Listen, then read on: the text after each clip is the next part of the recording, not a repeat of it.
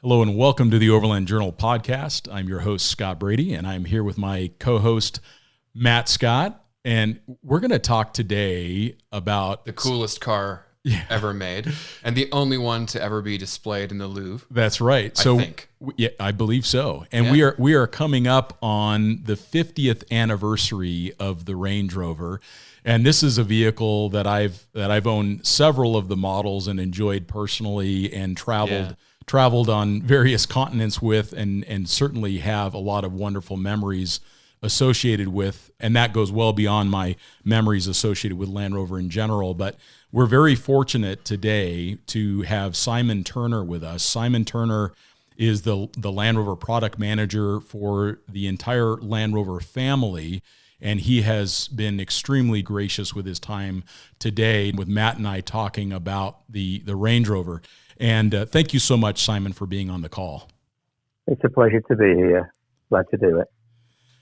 Well, one of the first things that comes to mind for me is just how clandestine and cool the launch of the original Range Rover was. I mean, it was nearly in the spirit of James Bond with this disguised model as the Velar. Can you share a little bit about what was the excitement internally and what were some of the emotions that were happening within Land Rover when this new model came out? Did you know that you had something that would kind of change the automotive landscape? I mean, think of the luxury SUV, space right now. I mean, it's huge. There's so many. I mean, it really started this vehicle, an entire genre of the automotive industry.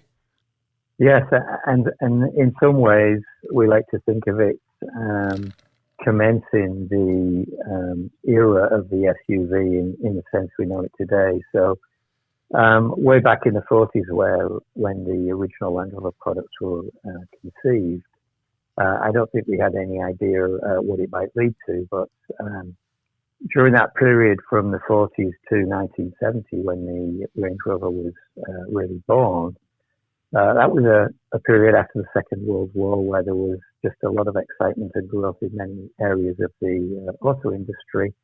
And I think prior to 1970, when the product did come to life, there was a couple of times when some of the management team and senior executives actually did realize that there probably was a really good opportunity there for something that was more luxurious, had certainly a similar level of capability, but just was presented in a more upmarket way.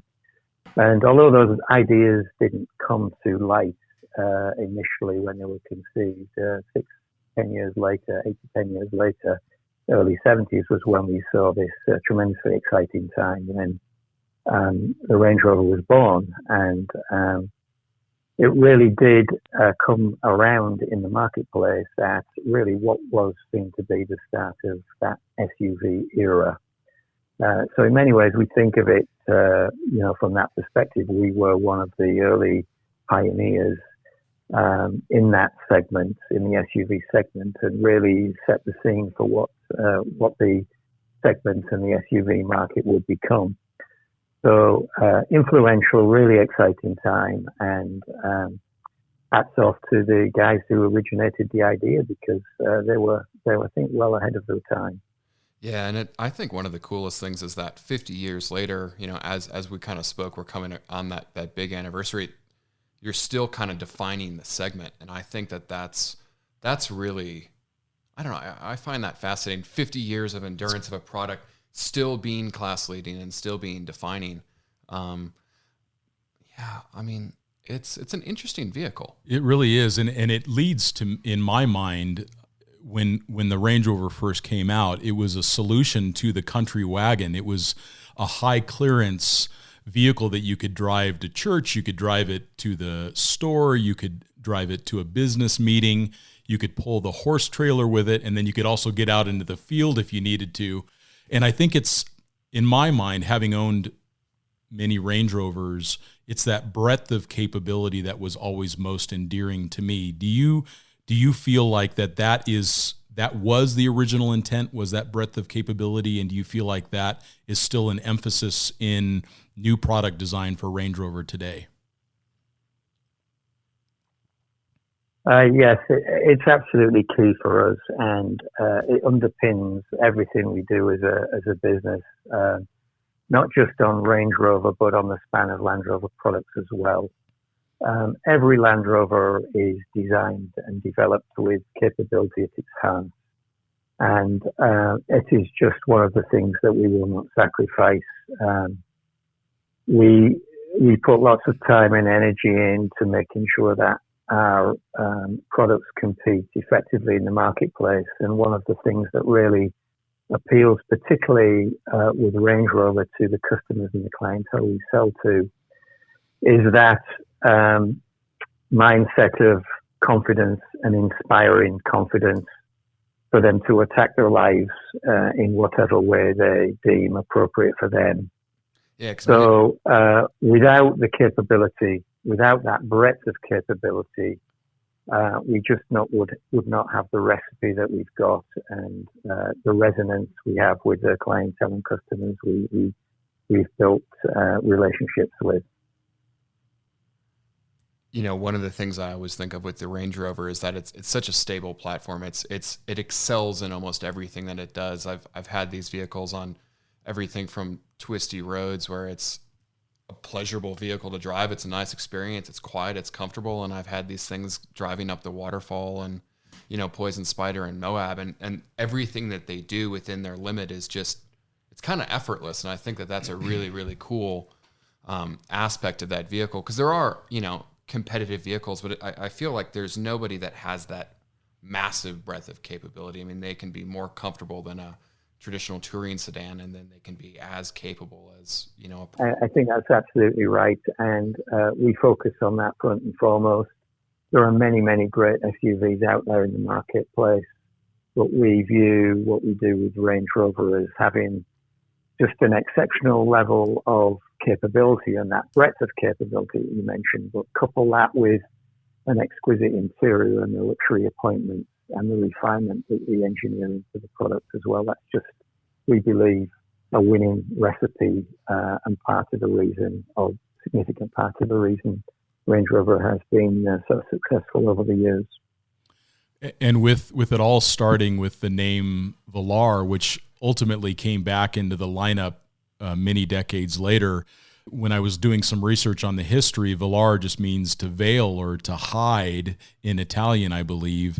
And are there any fun stories that you've got from the archives or from the folks that you've met through the years in your 17 years with Land Rover, where they talk a little bit about that history with the Velar? Well, I think it's pretty much exactly as you laid it out. And it was a little bit of a play, obviously a clever play when we actually did launch a product that was named Velar in the later years. But certainly the early prototypes of Range Rover did, you know, drive around with the name Velar on them. So I can well imagine, I wasn't around at the time and involved, but I can well imagine that there were several people senior within the business had some fun with that, in keeping it behind closed doors, as it were, and trying to make it fit in. Imagining that you can make a Range Rover fit in during that time frame is kind of amusing as well, but that's nevertheless the story. So I don't have anything really more unique than that to share with you, but I think the selection of the name and the use of it back in that time was clever and, you know, kind of underpins some of the advertising that we adopt with Range Rover, which is uniquely quite clever sometimes in the way we promote the product. I love some of those Range Rover ads. There's that, like that. There's that iconic one with the white Range Rover with the mud on the side that I want to see you guys redid a few years ago. You know, so here's a question for you. Maybe this is a little bit more oddball, but we're all Land Rover enthusiasts here. If you could pick one Range Rover throughout the entire history of the model, what would it be for you? I'd have to flip a coin. It would either be the first one or the last one. Either the classic or the current car. Yeah. And, you know, there's so many ways you could you could make that decision, but I'm right on the fence. I think one of the cool things is that you can actually go buy one of the first Range Rovers as new through the Classic Vehicles program, or you can go buy the old one. Sorry, I mixed that one up there, but yeah, the Classic Vehicle program that you guys do is also really fascinating. I remember being over there. Yeah, beautiful cars. Yeah, I remember actually seeing the first Velar in that facility. Yeah. Not the first, but one of them. You were talking about the Classic SV facility in the UK, I think there. Yes. Which, I was referring to the Classic as the first Range Rover, and yes, there's several ways to use Classic within the context of Range Rover. When we transitioned from what we know to be the Classic Range Rover now, so the first generation, to the P38A, there was a period of time, I think it was a model year, if I'm remembering correctly, where both of those, the first generation and the second generation, existed or coexisted in the marketplace at the same time. So clearly, we needed a way to differentiate the old from the new, or the previous from the new, and the original model then became known as the Classic, and that just happens to resonate well with the conversation started there on SV, which is a leg of the organization called Classic that actually has built its business around restoring many of the old products that maybe customers come across, enthusiasts come across in their life, and they're interested in having it restored on a professional manufacturer-led basis. So that business is known as SV Classic, and it's a really interesting place to go, as you pointed out, and full of interesting older products, which just, for me, capture my imagination whenever I go there. They're fantastic. Yeah, I couldn't agree more. I remember walking through those halls and seeing Range Rover Classics, Series Land Rovers, beautiful, stunning Jaguars. I just remember wanting to buy every single one. Absolutely. Every single one of them. Absolutely everything. Every single one of them. Yeah, you're right. From 1994 to 1996, the P38 was available at the same time as the Range Rover Classic, and it's certainly interesting to see that transition. It shows the passion that the consumers had for the original model, and then the excitement that they had for the new one that was coming on the market. One of the things that we see around those transition points is there's generally an uplift in the interest in the outgoing model. I guess you see that on occasions in the industry with other products, but we see that with Range Rover very clearly that during the last year or so before a new product is phased in, there's usually strong interest in the last one because of the allegiance and the fact that many people get to like that particular style over the life cycle of it, and sometimes it's not clear and apparent to a lot of those customers that they'll actually grow to like the new one. So the interest in the older one or the outgoing one is often heightened. Sure. So it's a little interesting phenomena. No, that certainly makes sense. I think about one of the Range Rovers that personally I appreciated the most. I owned a Mark III Range Rover, the L322, for many years. And it was literally one of the finest automobiles that I've ever owned. And it was the first Land Rover that began to give me genuine confidence behind the reliability of the brand, and that the reliability had shifted so much since the 2001 Discovery that I owned, and since the Range Rover Classic that I owned, and some of the other models that maybe I struggled with a little bit more. But you could really see the evolution of the platform with the Mark III Range Rover. You can really see where the L322 was this culmination of all of that legacy, with now the combination of the next level of engineering and reliability. Yeah. How do you see the L322? Do you see that in the same way internally, that it was really this transition and this highly defining transition for the model? Oh, absolutely, and I think you nailed it. That was probably the most significant step forward we took with Range Rover at the time when we conceived and developed the L322. Just the levels of not just capability, but the recognition that if we were to be successful in the Range Rover market, what we really needed to do was master the fundamentals, make the vehicle perform as a luxury vehicle, because that's where we positioned it, and also drive the levels of refinement and composure that come with a luxury vehicle, drive those forward significantly without losing that winning recipe, which was always about the design, but also as important the capability side of what 322 was. It was a tremendously capable vehicle, but the things that moved the most for that product were the levels of luxury and refinement and, just the general build quality of that product. Very, very solid and very well built. Yeah, I mean, to go from the P38, which maybe for our listeners that aren't super huge into Land Rovers, that ran from, I want to say, 94 to 2002 in the U.S.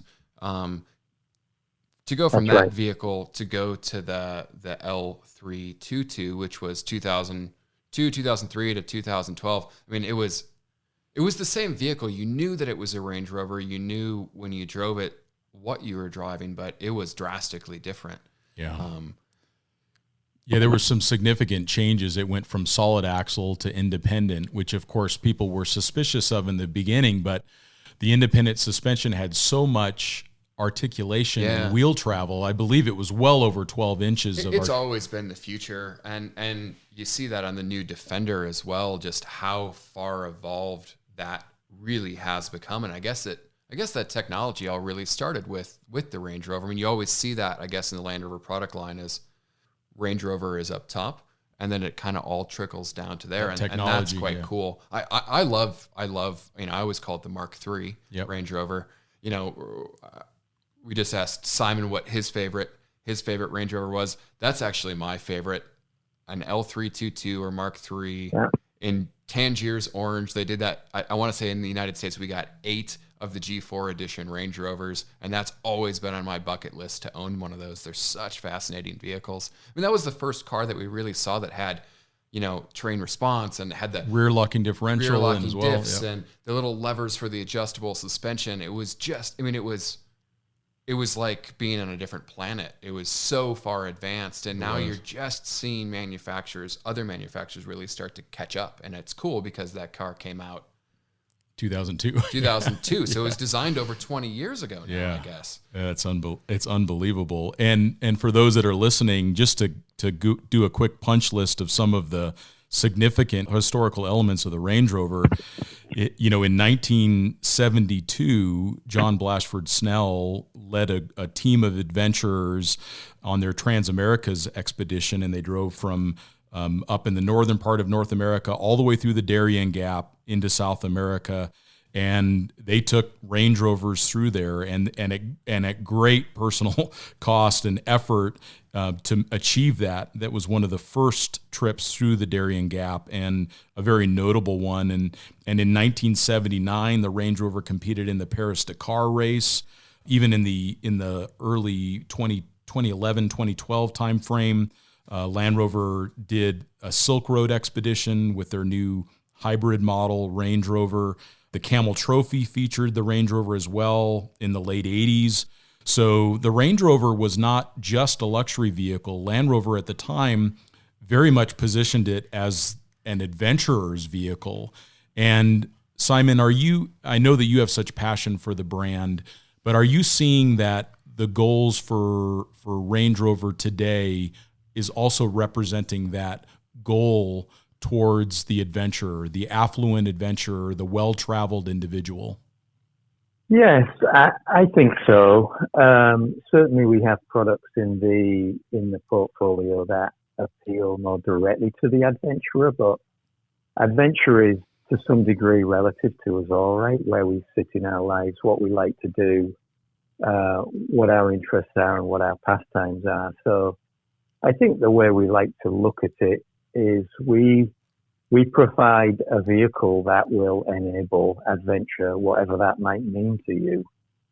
And I think that Range Rover clearly has got the heritage, it's got the capability, it's got the historical elements to its past that certainly build that. Is it the best off-road vehicle in the world? Probably not, but it delivers the balance and the breadth of capability and the type of environment to drive in that we have found our customers love, the folks who actually buy Range Rovers. So I think it comes down again to what adventure means to you, and confidence while you're driving is key. And the Range Rover, just like it always has, inspires confidence to those who drive it. So whether you're bouncing over a curb or you're doing some really extreme stuff in Moab, both of those things could be viewed as adventuresome, I guess. Yeah, no question. I think one of my favorite things that you just touched on is the confidence, and I think a lot of that comes from the driving position that a Range Rover has always maintained. That, and I guess I'll call it the command position, I want to say was Land Rover's term for it a while ago. You kind of, I don't want to say you sit on top of a Range Rover, but you have very good visibility always in a Range Rover. I find whether you are, like you said, in Moab or you're in Los Angeles or New York, like they're very easy vehicles to drive. Yeah, despite their size, they always had the very narrow A pillars and the very narrow B pillars that gave this very open glass feel. And that clamshell hood just allows you to see exactly where the front end is. On so many modern vehicles, they had this kind of sloping hood that's really aerodynamic and works its way down, and you just don't really know where the car is. And I think just the position and the form factor of the Range Rover is, I've always said it's the best sized car. Like you sit in a new Range Rover and you're like, oh, this is kind of perfect. Like a Tahoe is way too big. Especially for North America. There's definitely times in London, I think that a Range Rover might feel a little large, but it's amazing certainly for the North American consumer. It is a right sized SUV. And I like the fact that Land Rover has never overdone the window tint. They've never made it a 7-passenger. They've always kept it very pure to the original design. And as this leads to another question, Simon, it appears to me, and this is just an assumption that I have, that the goal was always to maintain that purity of the big body Range Rover and then fill out the Range Rover models with the other interests of your clients. So, for example, the Sport appeals to someone who wants something that's more athletic, or maybe the Evoque is something that's more affordable. Is that the goal right now, is to make sure that you're able to offer a Range Rover to a wider range of customers? Yes, I think that's probably, that's fair and correct. I view that from the standpoint of just a business and a maturing business.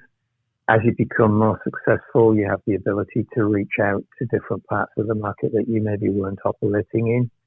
And it's always been, our ambition to grow the Range Rover market and to deliver products into different segments of the marketplace that are relevant to those segments.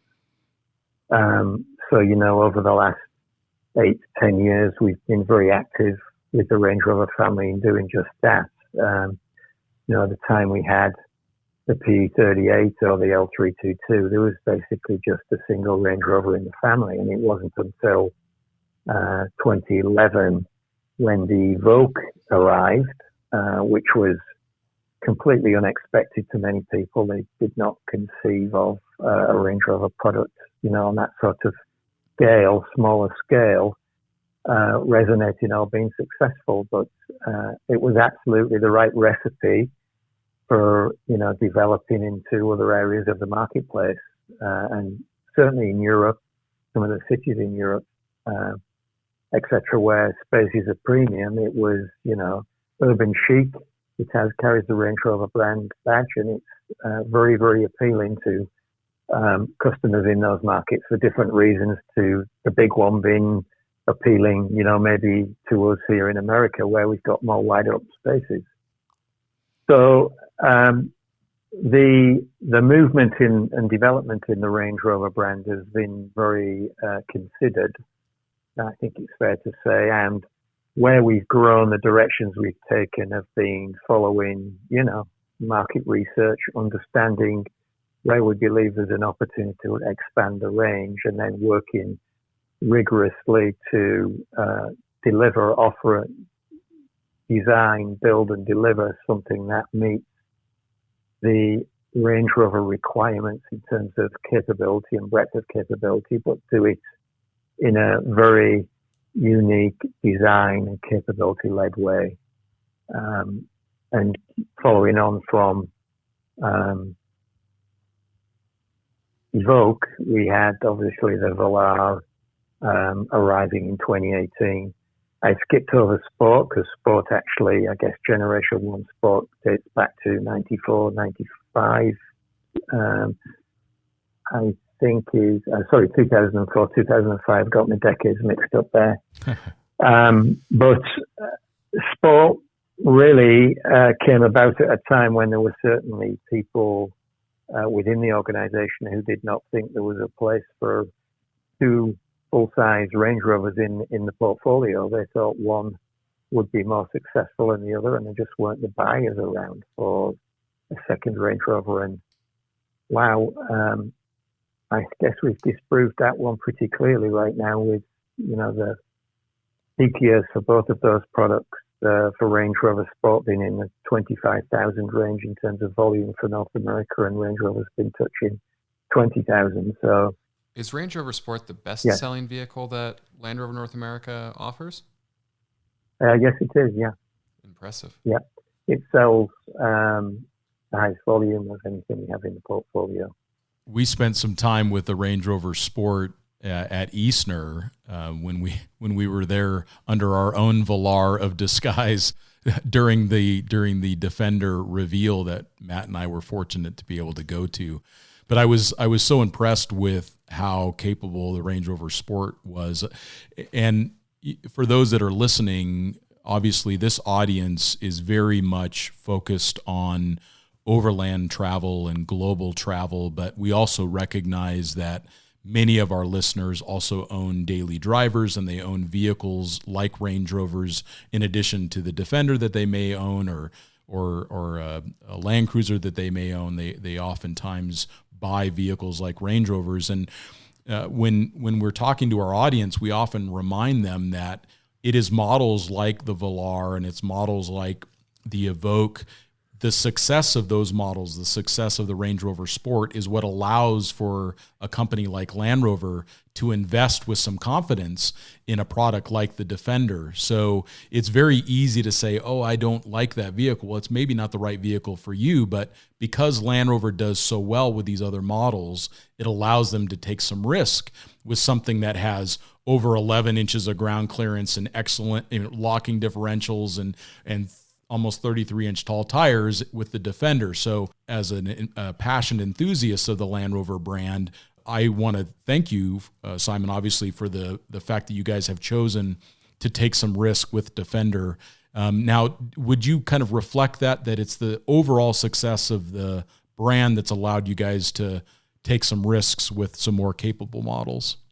Yes, absolutely. And, Defender in some ways, I use that word risk.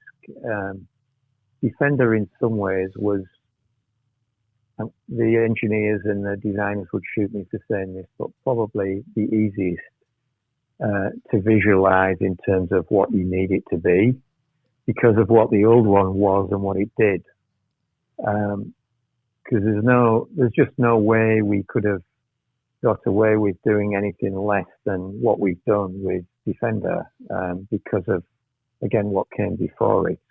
The Defender model, where it all started for Land Rover, it had that unique design and it also had the capability designed in right from the get-go, and it was more capable than anything, almost anything around at the time in terms of an auto, a car, or we didn't have SUVs back then, but in terms of the auto marketplace. So I think the interesting thing with the latest Defender is that the emphasis has really been put into making it rugged, durable, and let's say able to absorb abuse or daily usage cycle that may be outside of what the way we would treat our cars on a day-to-day basis. So it is designed to be what we need it to be on a daily basis, but also to be able to deliver, in situations that might be life and death, that might be extreme, that might be in different remote parts of the world when you actually need to get back or you need to be able to do the job you went there for. So I think that's the tough bit for Defender, actually being able to deliver that in an authentic way that's relevant to today's time with, the levels and standards of capability that has evolved, over the past 20, 30, 40, 50 years and be able to do that in a relevant way today that gives the product appeal to you and me who might not, well, maybe we do. I certainly don't do it every weekend, but for you and me who are using the vehicle maybe for a daily driver, but more so for those who are going to rely on it to get a job done in, the most difficult of situations or terrains or environments in the world. I think that's the biggest challenge that I hope we've achieved for Defender. And with the Defender, obviously, changing a lot from the previous generation to the new generation. I mean, will that change how the Range Rover evolves as well now that there's just more options in the marketplace? I know Jerry McGovern has said that, the presence of the Defender will kind of cause some changes, to the Discovery product line. But I mean, and I understand it's a future product if you can't talk about it, but do you think that will kind of change, the presence of it will change Range Rover and where it's going? I think without being specific about anything, I think there's always learning from a new product that you evolve with a certain mindset that can benefit other products in the range. I think that's just a healthy part of doing something new, fresh and different and challenging the business, challenging itself. So there'll be learning from Defender that will have benefit to both Range Rover and Discovery. But what I would say, just to be clear, is that Range Rover occupies a place in the market that is very much towards the luxury end. Well, it is the luxury end. And the delivery or the priorities, the attribute priorities that we have for Range Rover are very clear and set in their own right. They have, lots of design strength, but also this capability aspect. But they've got to be able to deliver the experience that we want in a, very luxury composed and refined way. Now, those compromises for a Discovery product and a Defender may be a little different. In terms of, nobody would really necessarily think of Defender as being luxurious. It doesn't really need to be. That's its mission in life, is to be durable, dual purpose, rugged, and to be able to do all of the things that we need a Defender to do. If we wanted it to be luxurious, then we'd have to make some compromises to it to allow it to do that or to deliver on that level. So just going full circle here, certainly elements of learning from Defender that will benefit the other products in the line. But certainly, are we going to make our Range Rover products like Defenders? No, I don't think so. I think you'll see a continuation of the very successful theme that Range Rover's carried for many years, and that will be to keep designing, delivering highly capable, exquisitely designed exteriors and interiors, and have the Range Rover deliver the type of luxury and refinement that people buying a luxury vehicle expect. And I think what's so fascinating about the new Range Rover, it hasn't really changed much. It's almost kind of become a bit more iconic than maybe previous models have, while it's still a current vehicle. And I think that's quite cool. I think that's kind of a testament to to the original design of the vehicle, you really can't tell much of a difference between a 2013 and a new one. I know there's been some grille changes and light changes and obviously upgrades, but yeah, I think it's really fascinating.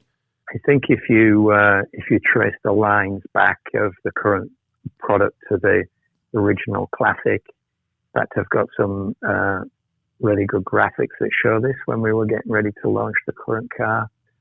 You can see the design lines have carried true from the original Classic through to the current generation.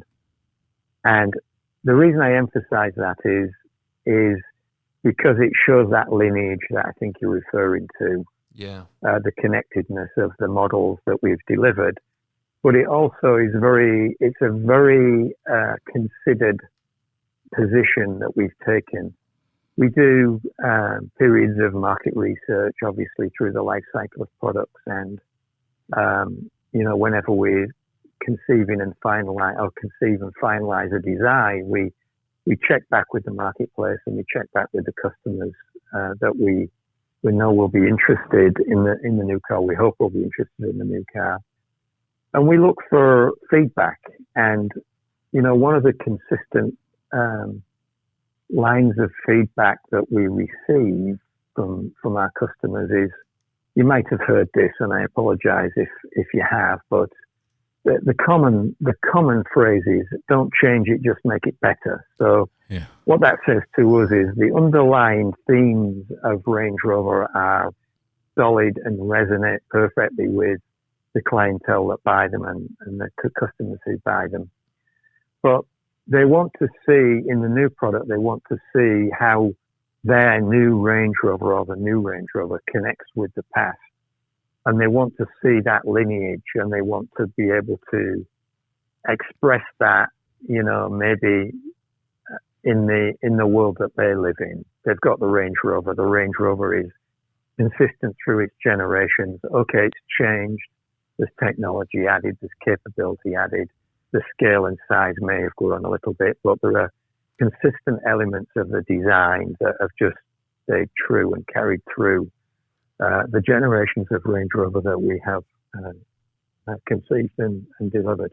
Yeah, I mean, they're one of the few vehicles out there that you can almost point anybody towards any generation, and they look like a Range Rover. They're distinguishable as that, and I think that luxury itself has continued to evolve.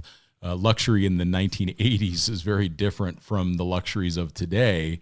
And more often we're hearing that freedom really is the ultimate luxury. And freedom in my mind is often the ability to have the time to travel and to have the right equipment and the right vehicle and the right experience to be able to go see the world. And that's why we see travel expanding. I mean, not currently in the moment that we're in. We're recording this during the COVID crisis, but we do recognize that overall that freedom, that ability to travel. And I think that when you look at the luxury of Range Rover, I think part of the reason why it has had such staying power and models that are similar to that, like the G-Wagon, et cetera, have had such staying power is because they do give the owner that idea that they have the freedom to explore, that they can go up and explore the mountains in Colorado or go to that remote fly fishing location or pull their Airstream trailer with it to go camp, whatever that may be. It seems as if that luxury is being redefined as automobiles become more commoditized and as transportation in general becomes more commoditized. I think that the direction that Land Rover has had from the beginning will actually allow you guys to fare well into the future. And that certainly brings up the question of, as you are looking over the whole model line, things like having diesel available, which you did in recent model years, which Matt and I both thank you very much for that. That car drove beautifully. What are some other things that you guys are thinking about that you can share that lends towards that freedom and that ability to travel as it relates to our audience as travelers? Yeah, so that's a really interesting topic. But some of the some of the themes that you see in the marketplace today, I think will be, where the direction future-wise will go. So, I'm thinking sustainability, I'm thinking electrification, I'm thinking enhanced driver assistance. Those types of technologies, it's inevitable, I think, will come. It's just a question of how quickly and, in some ways, how quickly the market can adjust and react. So, that would be, for the next few years, decade, I would see that's where probably the industry as a whole and certainly will be looking. If you take the example of some of the cities in Europe that are actually moving now towards banning gasoline and diesel engines in the city centres, they're just not going to be allowing it for a few years. Well, just imagine the implications of that in terms of automobile choice. Sure. You want to go into a city job, every day, you commute every day now, you're not going to be able to do that in a traditional Range Rover or whatever SUV you might drive. You're going to need to adapt to the times, and you'll be looking for vehicles that deliver your ability to live your life how you want to live it. And the vehicles that allow you to do that will be the ones that are on your shopping list. So those are the general directions I would see. I think, longer term developments in lightweight technology, I think there's still a long way to play out in that side of vehicle manufacturing and technology. Stripping weight out of the vehicle is key, but maintaining the strength and rigidity and allowing it to meet all of the requirements that we need a Land Rover or Range Rover product to meet. Still critically important for our buyers. They want that. That's what they buy into, that confidence factor. So linking all of those aspects together, materials, lightweight technology, electrification, and driver assistance features are, I think, where if you jump 10, 15 years ahead, I think you'll see, products in the marketplace that are becoming, or have become capable in those fields and are delivering things in a different way for consumers versus today. I'm so excited for electric. Yeah. A few years ago, I thought electric was the devil. I thought it was where automotive enthusiasm was going to go to die. And after driving the E-Pace, I'm so sold on it. I'm daydreaming over here because I'm thinking, okay, Range Rover luxury, the power of electric motors, how you're going to be able to integrate that with autonomous technology. That's going to be so cool. That's going to be the ultimate car. The ultimate vehicle in a lot of ways. To be able to charge it at home, to be able to charge it at your hotel, not have to worry about really getting gas. I think I'm just so fascinated by the concept of electrification of these classic platforms. And it seems like it lends towards exactly what you've spoken about this whole conversation, Simon, is that breadth of capability. These are new capabilities that your customers are expecting, and you're just adding it to the repertoire of what a Range Rover can do.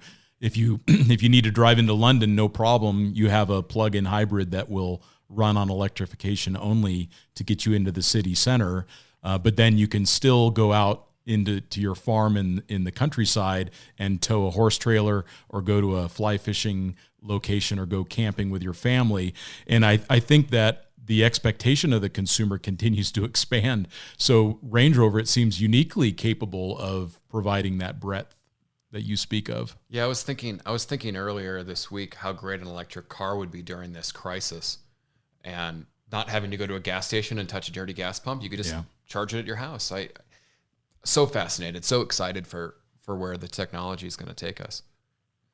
Yeah, I think the industry as a whole has, some some technical challenges to work through in terms of delivering on the range aspects that people expect and what they're comfortable with. I think that's probably one of the biggest challenges for electrification right now. So, I think I don't think anybody has the answer at this point.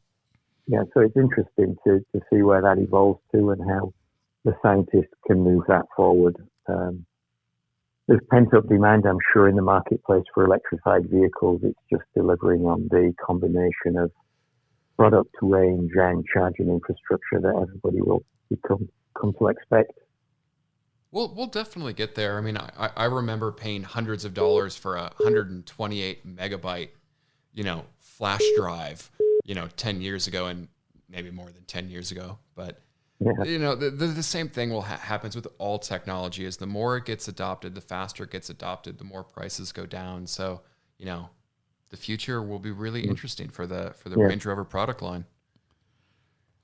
I think it's exciting. I think that once you plug in the concept of technology into any consumer segment, the evolution happens very, very quickly. If you could see just the implementation rate of an iPhone across the consumer space was overnight. Everybody had an iPhone. So rapid. The same will happen with electric cars. Yeah, we suspect it will happen in that way. And we're encouraged that Land Rover identifies that as an opportunity because you'll bring with it those other attributes that we find important, like being able to get remote and being able to travel to a unique location in Iceland or wherever else you may go in the world. And, I think one of the questions that I have that I shared with you before the conversation is I think it would be important for our listeners to hear a little more about what Land Rover has done over the last few decades to continue to improve reliability and durability from within their platforms. I believe that our audience, our readers, our listeners, those that go to our websites, they all have an appreciation and a respect for the Land Rover brand and the Range Rover in particular. But I think this is maybe an opportunity for you to share with them what Land Rover has done to address reliability and improve upon it, if you're able to speak to that. Yes, absolutely. And I guess I would start by saying that there is no silver bullet. The progress that's made is made on the basis of hard work, people with the right disposition, and a mindset to keep pushing the envelope and improving.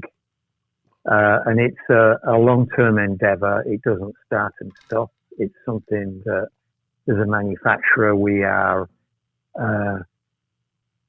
extremely focused on right up to the top-level management within the business, and including our CEO in Europe.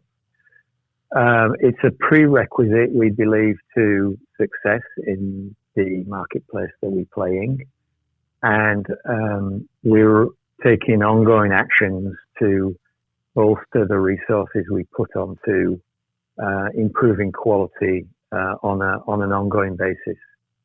So I can just talk a little bit specifically about what we do in North America and the approach we have. And it revolves around a team of people in the service and engineering side of the business who are resourced to basically do the day-to-day diligence of assisting in the resolution of problems on vehicles, but also understanding at a root cause level why things don't operate sometimes how our customers might expect them to. And those individuals have counterparts in all manner of facets of places in the European manufacturing plants and headquarter engineering teams who they're liaising with on a daily basis, whatever the issue might be. So, at a high level, you need to create a culture and an environment where people are allowed to put that quality performance of the product as job one. That needs to be a non-negotiable, and you need to lead your people to understand them and support that. And then let them get on with the job that they're qualified to do, which is, the relentless task of never letting something that isn't unclear slip away, understanding why a problem might have occurred, what failed, why it failed, and, at a detail level, carrying that back into the engineering teams and plants that we work with in Europe. So there isn't a simple answer to the question, but what I hopefully have articulated is that, first of all, we take it extremely seriously. We don't believe there is any excuse for not delivering high-quality vehicles, and we are committed to doing that. And we use local and international resources, engineers, teams, plants, to actually work relentlessly at eliminating problems. And are we where we need to be? No, we're never where we need to be. There's always improvements can be made, no matter what it is you're looking at, no matter what problem you're scoping. There's always a way to make it better. And the mindset that we have is to consider that first and foremost, and keep pushing the boundaries back and trying to make the products that we build as good as we can make them. Simon, thank you so much for speaking to that. And I can speak from my own personal experience for the audience to hear is I've owned probably 10 Land Rovers by now. Currently have a 1986 Defender 110 with a diesel that it starts every time and it runs great. It does leave its marks here and there, but my earlier Land Rovers required a lot more attention. And by the time I bought the Mark III Range Rover, I drove that vehicle for nearly 100,000 miles with the most minimal of issues. And then I had a 2012 LR4 that I had 0 warranty claims on. And then I had a 2015 Range Rover that I had 0 warranty claims on. So my own experience and evolution in the reliability of the product line. Now, of course, I'm not saying that anyone who buys a new vehicle is going to have 0 issues. I'm just simply expressing my experience, which was a very noticeable and continuous improvement in the reliability of the platform, which is, I think, very difficult to do because the cars are getting more complex than they ever were before. I've always thought that Land Rovers were a lot more reliable than people gave them credit for. I think that you had, on the enthusiast side, a lot of second, third, fourth owners that were buying vehicles that, maybe weren't properly maintained. And, going back in time, going back to the 90s, going back to early 2000s, where, imported cars they were obviously here and they were large, but maybe we were used to more Chevys and more Fords that were just different to work on. And Land Rover has always been a pioneer of technology. They have always been the one pushing the evolution of the four-wheel drive. So yeah, like the air suspension in the Range Rover Classic wasn't that great because it was like the first air suspension it was the first one, in a car, any of the issues, I don't want to say that I don't give them too much credit, but I've always thought that they were, they just had a bad rap, let's say. Yeah, and I think that it's important to acknowledge it because it's something that people look at as a part of their decision set with looking at a Land Rover, and that's why, Simon, I appreciate you speaking to it, and also my own experience with seeing it improve so greatly. And then to see things like a diesel motor being available for a short period of time in the lineup was something that brought a big smile to my face. And then, of course, Matt and I being able to spend time in the Defender recently in Namibia, that brought a lot of smiles to my face. So Matt and I both have tremendous love for the brand that you are stewarding, Simon, and we're grateful that the newest Defender, it isn't a city vehicle. This is a vehicle that is designed to go very challenging and very remote areas in the world. And that is an exciting thing to see. It's exciting to see the whole Land Rover lineup now fill out. I remember a few years ago at the Discovery launch, your team talking about these categories of luxury and utility and capability and durability, and to now see all of those pillars of your organization reflected in products that are available today is very exciting, and we're grateful to see that breadth of lineup as well. Yeah, I like to say the family's complete now with Defender, because we've been talking about a fragmented family for a couple of years, right? Well, the family's complete. It's just, I'm so excited. I mean, for the first time in my adult life, I will actually be able to walk in as an adult and see a Defender on the showroom floor at Land Rover, and I think that that's a fantastic thing. Yeah, that's very exciting. I still remember in the early 90s going into a Land Rover dealership and seeing a Defender 90 on display in the showroom and being completely wide-eyed. I mean, this was the Camel, this was it right there and available to purchase. So these are very exciting times for Land Rover. I know that all of you are very excited for this next chapter, and it kind of leads me to my final question. And Matt may have something to follow up with, but we want to be sensitive to your time. I know that we've all been kept inside, and we've all not been able to go experience the world in the ways that we want to. If you could leave tomorrow in any of the new Land Rover products, what vehicle would it be, and where would you want to go? If you had an unlimited amount of time and you and your family could go explore somewhere in the world, Simon, where would you want to go? Wow, I think I'd like to go to Namibia, where you guys went in the Defender. Yeah, I'm really that great at sounds carrying like an bags. awesome trip.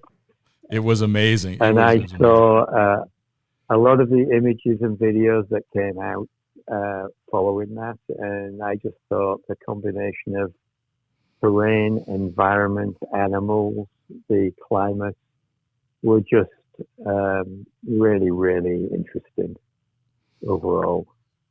And I'm sure you got to experience Defender in its true habitat there, or the habitat it excels in. So that would be what I think would choose. I'd like to choose to do that if I had that chance. Well, it would be great if your version of social distancing right now was in the middle of the Namib Desert. We can all dream of that at the moment. Matt, do you have any more questions for Simon? I think I'm good. Simon, thank you so much for your time. You were very gracious with it today. I know you're very busy, and this is a very challenging time for organizations around the world, including automotive. And I can see that there is such a bright future for Land Rover because of so much of the emphasis on the heritage and the legacy of the brand. As Overlanders, we are excited about the products that you're bringing to market, and I want to thank you again for being with us today. It was an absolute pleasure to be here with you, and I appreciate all of the questions you asked and the opportunity to answer those as fully as I could. So, great. Thank you. You're very welcome, Simon. And we're going to have some additional information in the show notes, including some of the historical references that we made throughout the podcast. And Matt and I want to thank you all for listening today.